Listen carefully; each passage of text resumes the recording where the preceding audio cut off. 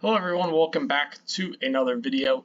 A little bit different type of video here. We are doing a PSA submission, but I've already submitted these cards off, but I wanted to show you at $80 a card how I determine that cards are worth it to get graded. So using this spreadsheet here, grading cost is this value box right here. I say $88, it's $80 to grade, but then shipping to and from, insurance, usually based off the service level, it adds on about a 10% charge on top, so that's why I have $88, another $8 on top of the 80. So let's go ahead and get started. First card is this 2023 All Aces Ohtani, which you can see right here. Into this card for $285, which is the $281 plus a few dollars shipping. You can see the cost with grading is just adding that raw cost to the $88 grading fee per card. And then right here, I go ahead and type in my PSA 10 cost. So my PSA 10 cost is $1,000. That is, if I got a 10 today, as of making the video, how much could I sell a 10 for? So obviously, this could be $500 by the time these get back. This could be $1,500 by the time they get back. You don't really know.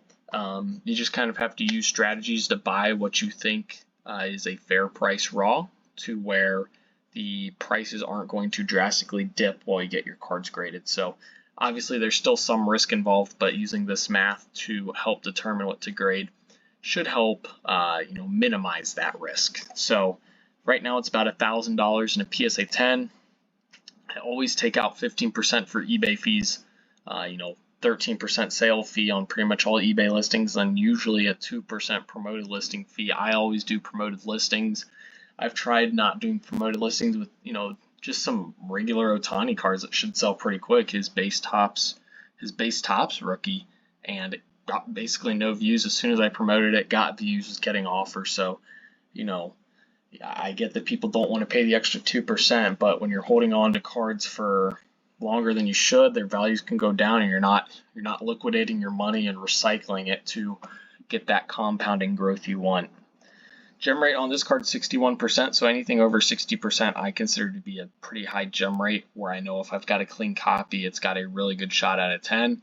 Usually, 10 to 20% of the cards that aren't getting gems never had a shot when they were sent off.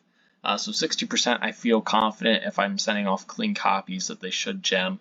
If I'm above 80%, that's when I am okay with taking more risks on cards and sending off cards that I think might have a defect, but obviously they grade pretty easy, so I am okay with sending those cards off. So this card looked clean that I sent off. My projected value, I'm just taking, my PSA 10 cost, and I'm multiplying it by my gem rate. So if this card gets a PSA 10, it's worth $1,000. It gets a PSA 10 61% of the time, so the projected value of that card, if it's PSA 10 or bust, meaning PSA 9s and lower are worthless, which they're not, but I use it to be conservative, that card is worth $610 graded. And I use that to calculate my projected profit, which is just my projected value. I am subtracting out my grading cost, and then I subtract out my projected fees. Now you may ask, why don't I multiply my projected fees by the gem rate? That is just to build a more conservative model. I want these numbers in the projected profit to show up green. If they are showing up yellow or red, I am more hesitant to grade that card. So if I can build in, more insurance into this model, that is really going to help me boost my ROI and my confidence that I am making money, especially when grading is so expensive right now. So projected ROI on that card, 23%. Not bad. 50-day turnaround time, 50 business days, so that's 2.5 months. Mailing them to and from PSA puts you at about a 3-month total turnaround time from when you send your package out to when it comes back to you, roughly. And that's also not accounting for time you sit on your card. So we'll just call it 4 months from the date of purchase to the date of sale. 23% is not bad. If you do that 3 times in a year, your ROI on your money is going to be, well over 50%. That is very good for a year. Next card, moving quicker here. Go Time Cooper Flag Row Refract. Got that a really good deal. These have really solid gem rates, 81.3%. PSA 10s valued about $275.